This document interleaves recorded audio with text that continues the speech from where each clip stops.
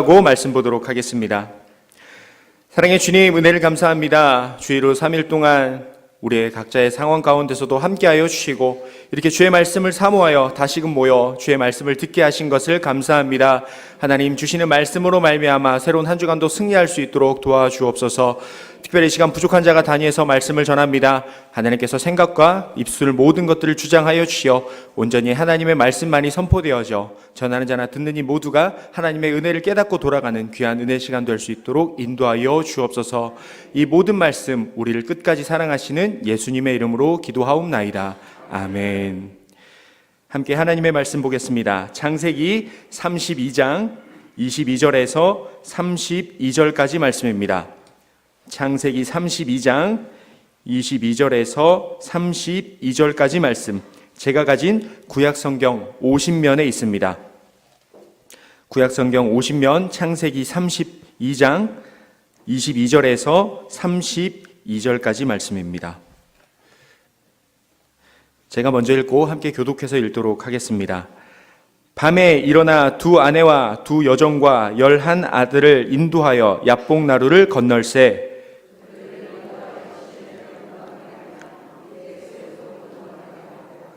야곱은 홀로 남았더니 어떤 사람이 날이 새도록 야곱과 씨름하다가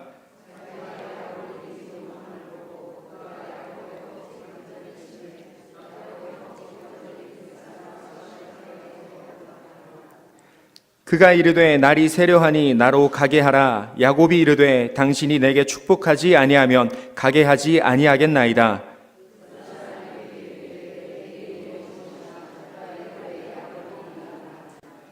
그가 이르되 내 이름을 다시는 야곱이라 부를 것이 아니요 이스라엘이라 부를 것이니 이는 내가 하나님과 및 사람들과 겨루어 이겼음이니라.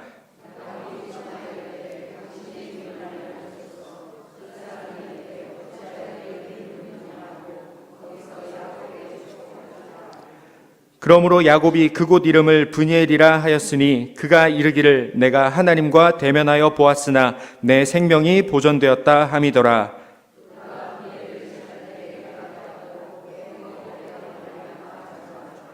함께 읽겠습니다. 그 사람이 야곱의 허벅지 관절에 있는 둔부의 힘줄을 쳤으므로 이스라엘 사람들이 지금까지 허벅지 관절에 있는 둔부의 힘줄을 먹지 아니하더라. 아멘. 오늘도 주의 전에 나오신 성도님들을 주님의 이름으로 축복하고 환영합니다. 오늘 창세기 32장 22절에서 32절 말씀으로 꺾으시는 은혜라는 제목으로 함께 말씀을 나누고자 합니다. 오늘 본문은 우리가 잘 알고 있는 인물 야곱이라는 인물이 나옵니다. 오늘 야곱은 이제 형 에서를 만나러 돌아가는 길입니다. 야곱은 태어날 때부터 형의 뒤꿈치를 잡고 태어났습니다. 그리고 그 형을 어찌 보면 시기하고 형이 갖는 것을 가지려고 했었습니다. 그러다가 형 에서의 장자권을 빼앗습니다.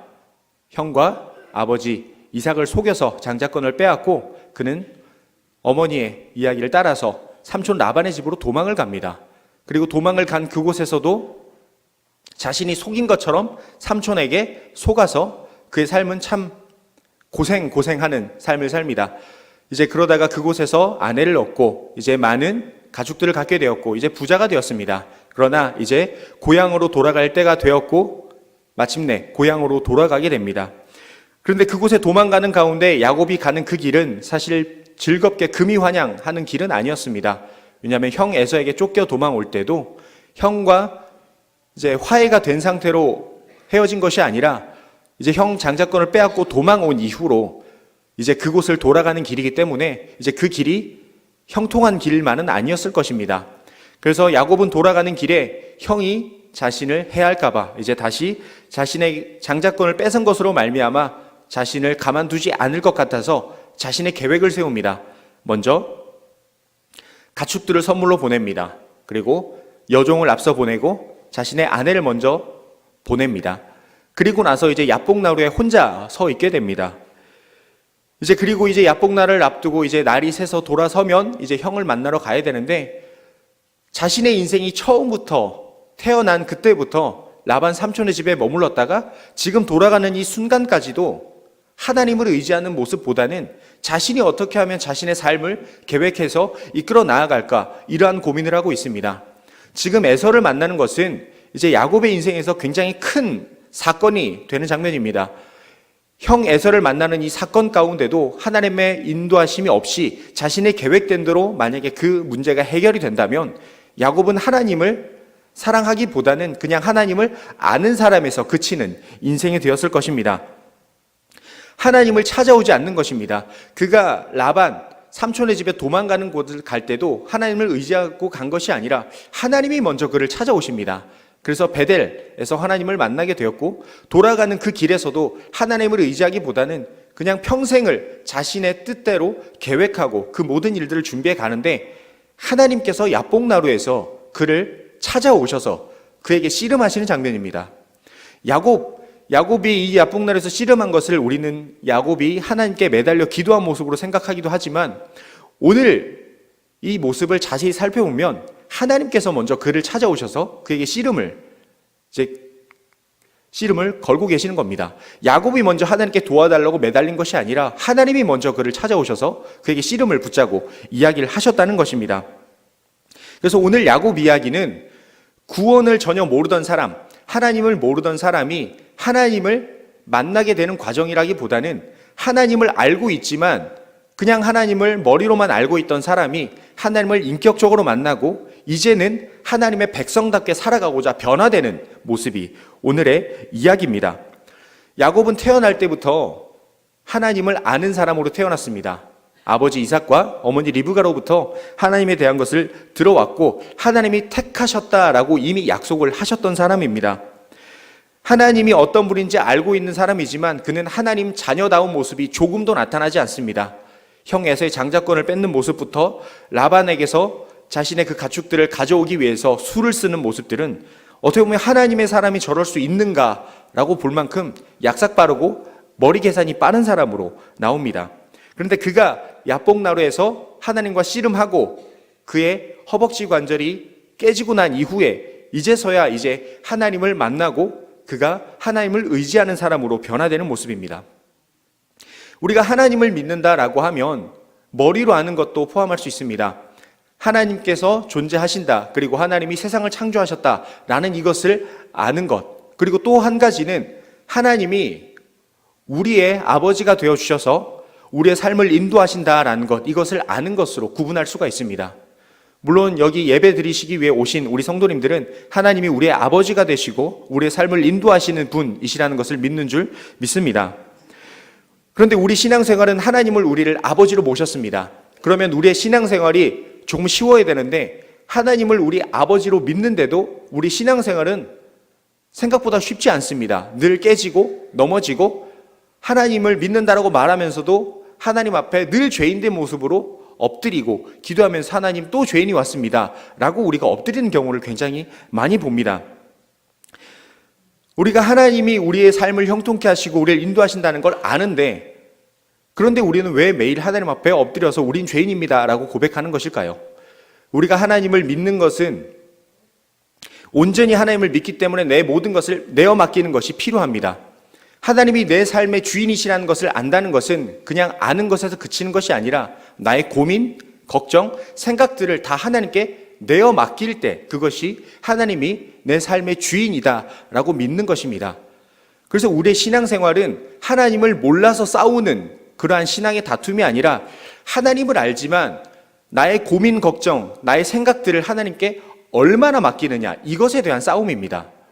우리가 하나님께 내어 맡기지 못할 때 우리가 신앙으로 온전히 서지 못한 모습을 보입니다. 의심하는 모습을 보이고 하나님께서 도와주실까라는 생각 때문에 나 스스로 하나님을 의지하지 못해 세상 가운데 답을 찾다가 고민하고 믿음 없어 쓰러지는 모습이 나타납니다.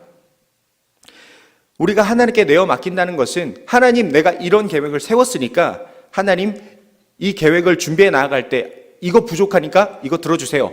아니면 이번에는 제가 다 할 만합니다. 그러니까 하나님 그냥 계셔도 될 것 같습니다. 제가 이번엔 기도 안 하고 그냥 제가 별거 아니니까 제가 해결해 보겠습니다 라고 하는 그러한 신앙의 모습이 나타난다는 것입니다. 그런 점에서 우리의 신앙생활은 날마다 나의 생각을 꺾고 하나님께 나의 모든 것들을 맡겨드리는 이것에 대한 싸움입니다.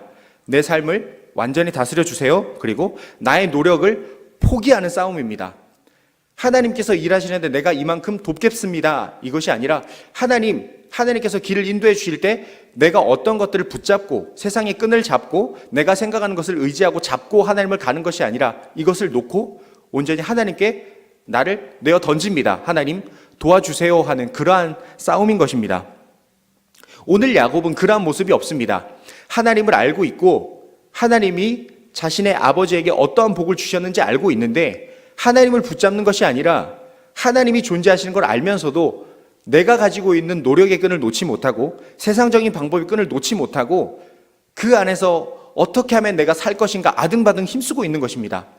하나님을 잡고 있지 않고 그냥 어떻게 하면 내 삶을 내가 잘 해결해 나갈까 이러한 생각밖에 없는 것입니다. 하나님께 자신의 삶을 내어던지지 못하고 있는 것입니다. 하나님을 머리로 알지 하나님을 인격적으로 만나지 못한 사람의 모습인 것입니다. 그러한 야곱에게 하나님이 직접 찾아오셔서 씨름을 거시는 겁니다. 나를 붙잡으라고 하나님이 씨름을 거고 계신 겁니다.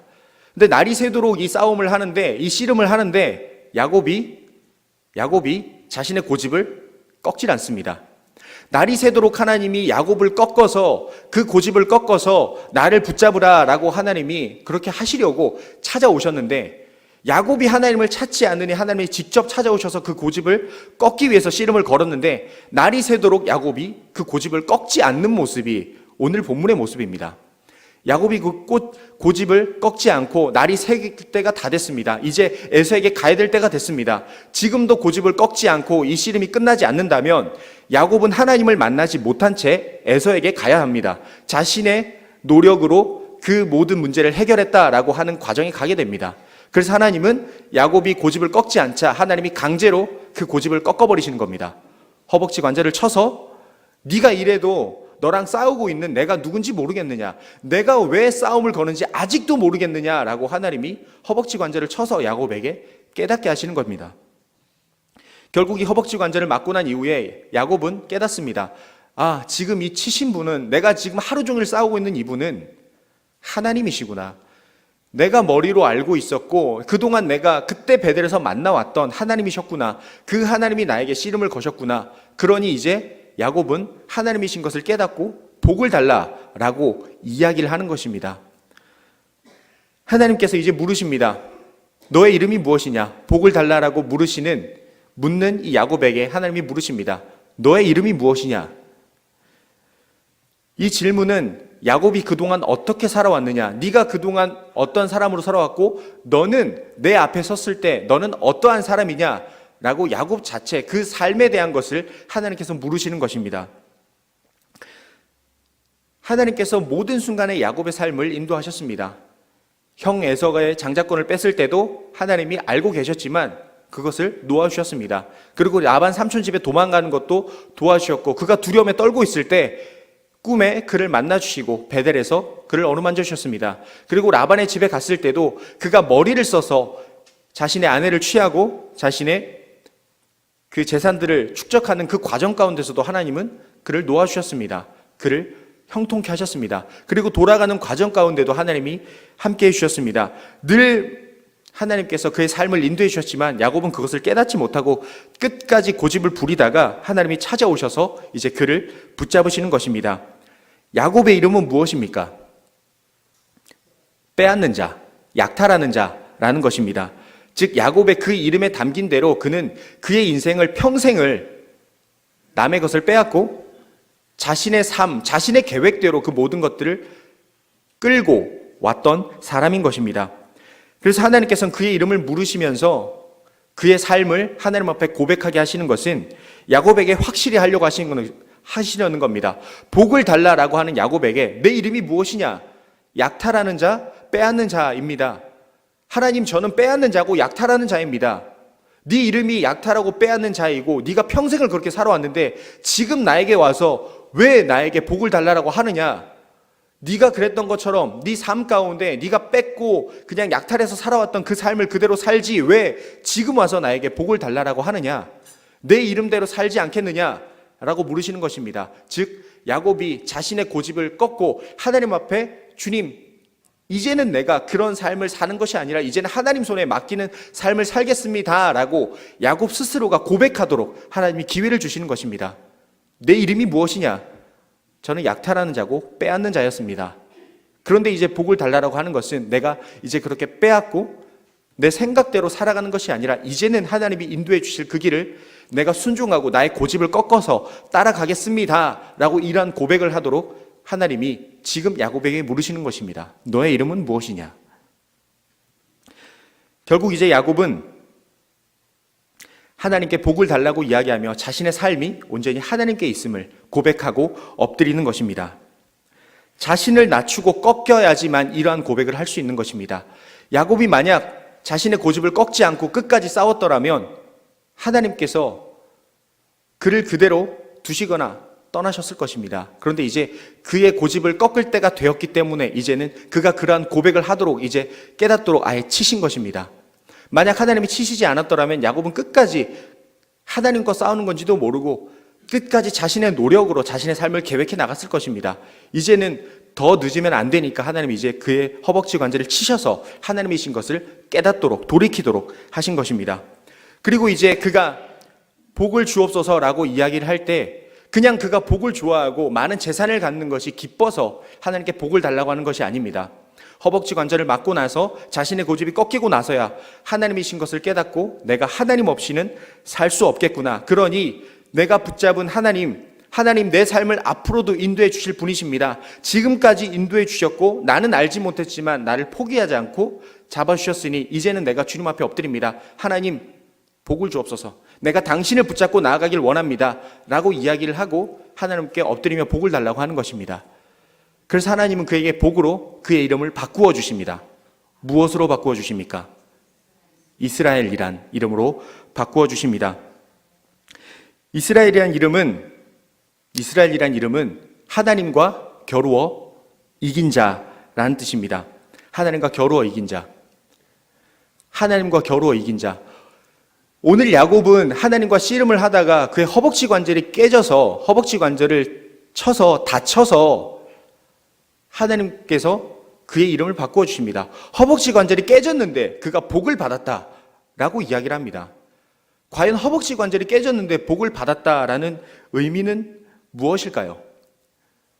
그가 그동안 자신의 삶을 내가 계획해서 나갔는데 이제는 하나님이 나의 고집을 꺾어서 나의 허벅지 관절은 부러졌지만 이제는 하나님답게 살아가도록 나의 고집을 꺾으셔서 하나님의 사람으로 만든 하나님의 사람으로 살아갈 수 있도록 내 삶을 완전히 바꾸셨다. 이 복을 받았다라는 것이 이스라엘이라는 이름을 얻은 의미인 것입니다.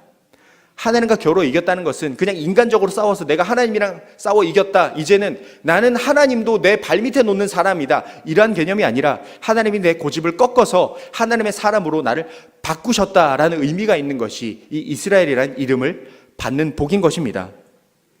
이제 내가 꺾여지고 나니까 나는 이제 하나님만 의지할 수밖에 없겠구나. 이것을 깨달은 것입니다. 하나님 없이 나는 살 수 없습니다. 하나님 나를 도와주옵소서라고 이제 깨지고 나니까 허벅지 관절이 깨지고 난 이후에 그의 고집이 꺾여짐으로 하나님을 만난 것입니다.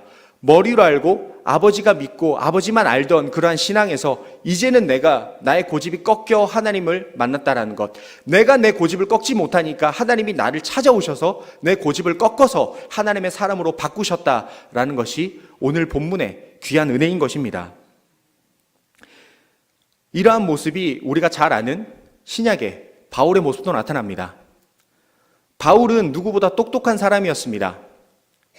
하나님을 누구보다 머리로 잘 아는 사람이었습니다. 성경을 누구보다 잘 아는 사람이었습니다. 바울이 가진 입을 가지고 그가 처음부터 하나님의 복음을 전했더라면 초대교회 복음은 더 많이 전해졌을지도 모릅니다. 그런데 그 성경을 많이 아는 지식과 어디든지 편하게 갈 수 있는 그 로마의 시민권을 가졌고 누구보다 똑똑한 신앙생활을 해왔고 누구보다 뿌리 깊은 지파에서 자란 사람이었지만 그가 하는 일들은 하나님을 전하는 일이 아니라 하나님 믿는 예수 그리스도를 믿는 사람을 핍박하는 일이었습니다. 누구보다 하나님의 일을 위해 쓸 수 있는 사람이었지만 그는 자신의 뜻대로 살아왔고 자신의 고집에 의지해서 자신의 삶을 준비해 나갔습니다. 하나님을 머리로 알았지 하나님을 완전히 아는 사람이 아니었던 것입니다. 그래서 하나님은 그를 찾아오십니다. 그가 하나님께 나오는 고집을 꺾지 않으니까 하나님이 그의 고집을 꺾기 위해서 예수님께서 그를 만나주시는 것입니다. 다메섹으로 사람들을 핍박하는 그 길에서 예수님이 직접 찾아오셔서 그의 고집을 꺾으시는 것입니다. 그의 눈을 멀게 하십니다. 그리고 그가 아무것도 할 수 없는 사람으로 만들어 버리십니다. 그의 고집을 꺾기 위해 주님께서 직접 찾아오신 것입니다. 그의 눈을 다시 띄워주기 위해서 하나님은 아나니아를 보내십니다. 그리고 아나니아를 보낼 때 아나니아가 이야기를 합니다. 하나님, 이 사람은 주님의 복음이 전해지는 것, 예수님을 전하기 위해 가는 사람들을 핍박하는 사람입니다. 이 사람은 정말 하나님 보시기에 옳은 사람이 아닙니다. 하나님의 뜻을 머리로 나는데 그 삶대로 살지 않는 사람입니다. 도리어 복음에 방해가 되는 사람입니다. 어떻게 이 사람을 만나서 그를 하나님의 도구로 쓰시겠다라고 이야기를 하십니까? 라고 아나니아는 되묻습니다. 그에 대해 하나님은 이야기하십니다. 그는 내가 택한 사람이고 그가 내 그릇이 되어서 내가 사용할 도구다. 너는 그에게 가서 그의 눈을 띄워주라 라고 하나님이 말씀하십니다. 그 바울을 꺾으신 것입니다. 그리고 그 바울이 눈에 띄어진 다음에 그는 이제 완전히 다른 사람을 삽니다. 하나님이 그의 고집을 꺾어서 주님께서 직접 만나주신 이후에 그의 삶은 변화되어서 그가 가진 그 모든 일들이 하나님 쓰시기에 적합한 도구가 되어서 하나님의 귀한 일들을 감당하는 사람으로 바뀌는 것입니다. 하나님의 사랑은 무조건적으로 우리에게 다 주시고 용서해 주시는 사랑은 아닙니다. 물론 그렇게 우리에게 많은 복을 주시길 원하시고 그 하나님의 사랑을 많이 받아서 하나님의 그 놀라운 사랑을 나타내는 사람으로 쓰길 원하십니다. 그러나 하나님의 사랑은 그러한 것뿐만 아니라 가끔은 우리를 꺾으시는 것으로 하나님의 사랑을 보여주실 때가 많이 있음을 우리는 기억해야 합니다. 하나님께서 꺾으시는 것은 우리의 고집을 꺾기 위함입니다. 우리의 괴로움, 어려움, 낙심당해서 우리가 어려움을 통해서 하나님이 두렵다는 것을 깨닫고 그냥 하나님을 두려워하는 마음에 덜덜덜 떨면서 하나님께 붙어있는 신앙이 되라는 것이 아니라 우리의 고집을 꺾음으로 말미암아 하나님이 우리를 포기하지 않는다는 것을 보여주시는 것입니다. 바울을 하나님이 정말 싫어하셨더라면 우리의 눈으로 보았을 때 아나니아가 본 것처럼 마찬가지로 하나님을 핍박하는 사람입니다. 그러면 아나니아는 그 바울에 대한 생각이 하나님 그 사람을 버리세요. 그 사람은 하나님 쓰시기에 안 되는 사람입니다. 그를 버리고 그를 갇히게 하시든지 아니면 그 사람의 손발을 묶어버려서 우리를 핍박하는 그 사람이 우리를 방해하지 않게 두세요 라고 하실 그러한 마음을 가지고 아나니아는 바라보았을 것입니다. 그런데 하나님 보시기에 바울은 그렇게 묶는 것이 아니라 하나님을 그렇게 싫어하는 것, 누구보다 아나니아보다 하나님이 더 잘 알고 계셨습니다. 그런데 그를 하나님이 버리시는 것이 아니라 꺾어서 하나님의 사랑으로 그에게 은혜를 주셔서 그를 돌이키신다는 것입니다. 하나님께서 꺾으시는 이 은혜를 통해 우리가 깨닫는 것은 하나님이 끝까지 하나님의 택한 사람을 버리지 않는다는 것을 우리는 기억해야 합니다. 꺾어서 하나님의 사람으로 돌이키신다는 것입니다. 하나님 말씀대로 안 사니까 버려야지 그게 아니라 끝까지 사랑하셔서 꺾어서 그를 하나님의 사람으로 바꾸어 주신다는 것입니다. 야곱이 하나님 말씀대로 안 살 때 하나님이 여러 번 기회를 주셨습니다. 그가 하나님을 만날 기회는 여러 번 있었습니다. 형 에서에게 쫓길 때 하나님이 직접 만나주셔서 하나님이 어떤 분이신지를 그에게 보여주셨습니다. 그럼 그는 돌이켰어야 됩니다. 삼촌 라반의 집에 갔을 때 그의 인생이 바뀐 사람으로 살고 있었어야 합니다. 그러나 그곳에서도 그는 삼촌을 속이는 모습을 보입니다. 꺾어지지 않은 것입니다. 하나님은 그래도 기회를 주셨습니다. 이제 에서를 만나야 되는 그 과정이 왔을 때 하나님 이제는 때가 되었으니 그를 꺾어서 버린 것이 아니라 꺾어서 하나님의 사람으로 바꾸셨습니다. 그렇게 사용하시는 것입니다. 그러므로 오늘 본문을 통해 우리가 깨달아야 할 것은 하나님이 꺾으시는 은혜로 말미암아 우리를 포기하지 않는 사랑을 보이셨다라는 것을 우리는 기억해야 합니다. 꺾어서 우리를 붙잡으시는 사랑, 그 사랑이 하나님이 우리를 가지고 사랑하신다는 것입니다. 오늘 이 야곱을 꺾으시는 사랑을 통해 우리가 깨닫는 것은 하나님이 이 야곱을 찾아오셔서 씨름하실 때 하나님이 분노에 차서 그를 혼내시고자 찾아오셔서 그를 꺾으신 것이 아닙니다. 분노도 아니요. 그를 어떻게 하면 하나님이 그 분노를 표출해서 그를 바꿔버리실까 이것이 아니라 사랑하시기 때문에 그를 찾아오셨다라는 것을 보아야 합니다. 허벅지 관절을 치시려고 손을 드신 것은 너 말 안 들었지, 너 말 안 들은 만큼 내가 혼내서 너를 데리고 간다, 이러한 개념이 아니라 우리의 고집을 꺾는 방법을 통해서 우리를 사랑하시는 것을 보여주셨다는 것, 꺾는 것을 통해 사랑을 보여주셨다는 것을 우리는 기억해야 합니다. 성경에서 야곱만큼이나 고집센 사람은 없을 것입니다. 야곱만큼 고집센 사람은 없을 것입니다.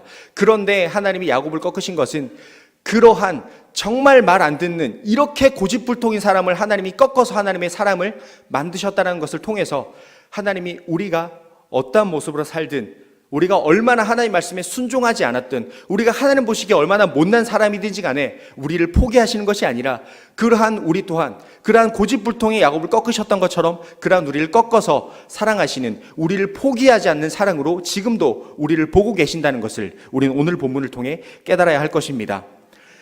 야복나루에 서서 하나님과 씨름한 야곱이 대단한 것이 아니라 야복나루에 세워서 그를 꺾으셔서 하나님의 사랑으로 바꾸신 그 사랑을 우리는 깨달아야 한다는 것입니다. 하나님의 항복하지 않고 제 뜻대로 아둥바둥 살고 있는 야곱을 찾아오셔서 그를 꺾으셨습니다. 그런데 그가 끝까지 고집을 부려서 날이 새도록 그의 고집을 꺾지 않습니다. 그러니 하나님은 그의 허벅지 관절을 꺾어서 이제는 그 사랑으로 그를 돌이키신 것입니다. 만약 야곱이 허벅지 관절을 하나님께서 때리셨는데도 그가 돌이키지 않았더라면 다음엔 어깨를 치셨을 것입니다. 어깨를 쳤는데도 또 돌이키지 않는다면 또 다른 곳을 치셔서 하나님은 돌이키셨을 것입니다. 꺾는 은혜를 통해 그를 놓지 않는 사랑이 있었음을 우리는 보아야 할 것입니다. 예수님을 믿고 난 이후에 우리가 받는 복은 이것입니다. 하나님이 절대로 우리를 놓지 않으신다는 것입니다. 꺾어서 우리의 고집을 돌이켜서 하나님의 사람 만들지언정 우리를 포기하지 않으신다라는 것입니다. 이제 우리에게 남은 것은 하나입니다. 하나님이 그렇게 꺾어서 우리를 사랑하신 것을 우리는 깨달아 알았다면 이제는 허벅지 관절 꺾여지고 어깨 꺾여지고 그제서야 돌이키는 것이 아니라 하나님이 우리를 그렇게 사랑하셨으니 우리가 보아야 할 분은 오직 하나님이시다. 우리가 돌이켜 하나님의 이 사랑을 깨달아 알고 지독하게도 우리를 열심히 쫓아오시는 하나님이 이런 하나님이시니 이제 나는 나의 삶을 돌이켜 하나님을 바라보아야겠다. 이러한 신앙이 우리 삶에 있어야 될 줄 믿습니다. 하나님이 당신이 택한 자녀를 결코 포기하지 않으십니다. 그것이 나타난 것이 바로 십자가의 사랑입니다. 하나님은 우리가 고집을 꺾지 않습니다. 우리가 죄악들을 떠나질 않습니다. 끝까지 죄악에 묻은 그곳에서 벗어나려고 노력하지 않습니다. 그러니 하나님은 우리가 하나님께 돌이키지 않으니 하나님은 직접 예수 그리스도를 우리에게 보내주신 것입니다. 우리가 꺾지 않으니까 직접 우리에게 그 사랑을 보내신 것입니다. 그분이 바로 예수님이십니다. 그 하나밖에 없는 아들을 우리에게 보내셔서 갈보리에서 그 고난을 당하시고 죽게 하심으로 우리를 구원하신 것, 우리가 돌이키지 않으니까 이제는 예수 그리스도를 보내셔서 직접 죽이심으로 우리에 대한 사랑을 우리에게 보내주신 것입니다.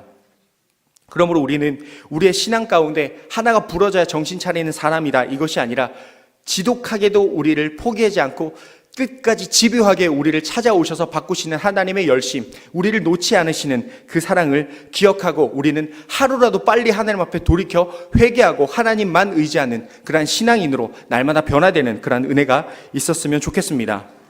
우리가 신앙생활을 하다 보면 힘들고 어려울 때가 많이 있습니다. 그러면 하나님이 과연 나를 사랑하시는가 하는 생각이 올 때가 있습니다. 세상 가운데 그런 것들을 놓지 못한 채 하나님을 붙잡기보다는 세상을 붙잡을 때가 많이 있습니다. 그러다 가끔 우리는 그런 세상 가운데 깨지고 무너진 다음에 우리는 그런 생각을 합니다. 이런 나라도 하나님은 사랑하시는가? 너무나 우리의 마음이 무너지고 나면 그러한 생각을 합니다. 이런 나라도 하나님은 사랑하시는가? 어찌 보면 에서를 만나러 가는 야곱의 모습은 그럴 것입니다. 종들을 먼저 보내고 가축들을 보내고 아내를 보내며 하나하나 보내면서 그런 생각을 했을 것입니다. 나는 이제 어떻게 해야 하나? 나는 이제 절망 끝에 왔는데 나는 무엇을 해야 하는가? 야복나루에서 아마 혼자 멍하니 그런 생각을 하고 있었을 것입니다. 그때 하나님이 찾아오셔서 그의 삶을 송두리째 바꾸어 주십니다. 우리는 절망이 없습니다. 예수 그리스도를 믿는 우리의 삶은 절망이 없습니다. 힘들고 어렵고 낙심하고 나는 할 수 없어, 나는 도저히 바꿀 수 없어, 내가 이렇게 살아온 것을 하나님은 과연 바꾸어 주실까? 하나님이 이런 나를 사랑해 주실까? 라고 생각할 때 우리는 오늘 이 본문을 생각했으면 좋겠습니다. 끝까지 놓지 아니하신 하나님, 우리가 하나님 싫다고 도망가는데 직접 찾아오셔서 우리의 고집을 꺾어서 하나님의 자녀다라는 증거를 주시며 우리를 사랑하시는 것을 보여주시는 하나님이심을 우리는 기억했으면 좋겠습니다. 하나님께서 우리를 사랑하셔서 예수 그리스도를 보내신 그 사랑이 오늘날 우리와 함께합니다. 야복나루의 선 야곱이 아니라 그 고집센 야곱을 야복나루에 세워서 꺾어서 하나님의 사람 만드신 그 사랑이 우리 안에 있음을 기억하며 날마다 감사가 넘치는 우리의 삶이 되었으면 좋겠습니다. 그러므로 우리는 하나님을 주인 삼아서 머리로만 하나님을 아는 것이 아니라 내 삶의 주인이시다라는 고백으로 나의 삶을 온전히 내어 던지고 고집을 버리고 나의 모든 고민을 하나님께 맡겨드리며 기도하며 엎드림으로 하나님이 온 세상을 창조하신 하나님이시다, 여기서 그치는 것이 아니라 내 삶을 인도하시며 구원자이시며 우리를 포기하지 아니하시는 하나님이심을 기억하고 날마다 주님과 동행함으로 진정한 사랑 가운데 승리를 경험하며 세상 가운데 구별된 백성으로 나아가는 사랑하는 우리 예우림의 모든 성도님들이 되셨으면 좋겠습니다. 이 시간 함께 기도하길 원합니다. 이 시간 함께 기도할 때 하나님, 우리의 삶의 주인이 나라는 교만을 꺾게 하여 주시고 끝까지 사랑하시는 하나님의 은혜를 감사하며 순종하며 주님과 동행하는 우리의 삶이 되게 하여 주옵소서. 우리의 교만을 꺾어 하나님만 바라보게 해달라고 이 시간 함께 주님의 이름 외치고 통성으로 기도하도록 하겠습니다. 주여! 사랑의 주님, 우리가 이 땅을 살아올 때 우리가 내 삶의 주인이 나라고 생각하면서 하나님을 의지하기보다는 내 삶을 내 뜻대로 준비하고 살아올 때가 많았습니다. 내가 계획한 그 삶에 하나님을 끌어안혀서 하나님 이렇게 인도해 주세요, 이렇게 살아가길 원합니다라고 생각하였습니다. 그리고 어려움이 크다고 생각하지 아니할 때는, 그리고 나의 믿음이 연약할 때는 하나님을 의지하기보다는 하나님 없이 살아왔습니다. 그러한 우리 삶을 돌아보며 주님 앞에 회개하길 원합니다. 주님, 우리의 고집을 꺾고 하나님을 바라보길 원합니다. 우리가 하나님 말씀대로 살지 아니하자 이제는 직접 찾아오셔서 그 고집을 꺾어서 야곱을 하나님의 사람 만드셨던 것처럼 우리의 삶을 찾아오셔서 우리를 꺾어서 끝까지 사랑하신 하나님이심을 우리가 생각하길 원합니다. 우리가 주님을 사랑하지 아니하고 주님을 바라보지 아니하자 이제는 하나밖에 없는 예수 그리스도를 보내셔서 하나님의 사랑을 우리에게 보여주셨던 것처럼 그러한 사랑으로 지금도 나를 지키시며 보호하신 하나님이심을 기억하며 우리가 세상을 붙잡는 것이 아니라 이제는 나의 고집을 꺾고 세상의 기쁨과 세상의 즐거움과 세상에 의지했던 모든 것들을 내려놓고 하나님만 바라보므로 주님 사랑 안에 진정한 승리를 경험하며 세상 가운데 하나님의 백성답게 살아가는 우리 삶이 될 수 있도록 주님 우리와 함께하여 주옵소서. 사랑의 주님, 은혜를 감사합니다. 우리는 믿음이 연약하여서 하나님이 늘 우리와 함께 하시지만 하나님을 의지하기보다는 세상을 의지하며 나의 힘과 나의 자랑을 의지하며 살아갈 때가 많이 있었습니다. 하나님, 우리의 어리석음과 우리의 지혜 없음을 불쌍히 여겨 주시옵소서. 오늘 말씀을 통해 하나님은 하나님의 말씀을 따르지 아니하며 그의 고집을 꺾지 않는 야곱을 찾아오셔서 그의 고집을 꺾고 그를 사랑하신 하나님이심을 직접 보여주심으로 하나님께서 그를 사랑하심을 보여주셨습니다. 우리가 하나님의 말씀대로 살지 아니하며 우리가 그 고집을 꺾지 아니하니 하나님께서 하나밖에 없는 독생자 예수 그리스도를 우리에게 보내주심으로 우리의 고집을 꺾고 하나님을 바라보게 하셨습니다. 주님, 우리가 그 사랑을 기억하며 날마다 감사하며 우리의 생각, 우리의 자만함을 꺾어서 이제는 주님만을 바라보길 소망하며 온전히 우리를 끝까지 사랑하신 주님만 바라보며 날마다 승리하며 살아가는 우리 삶이 될 수 있도록 인도하여 주옵소서. 새로운 한 주간이 시작됩니다. 주시는 말씀과 또한 우리와 함께 하시는 그 사랑으로 말미암아 세상 가운데 구별된 백성으로 주님의 백성답게 살아가는 남은 날들이 될 수 있도록 하나님 함께하여 주옵소서. 이 모든 말씀, 우리를 꺾으시는 은혜와 끝까지 사랑하시는 사랑으로 우리를 품으시는 예수님의 이름으로 기도하옵나이다. 아멘.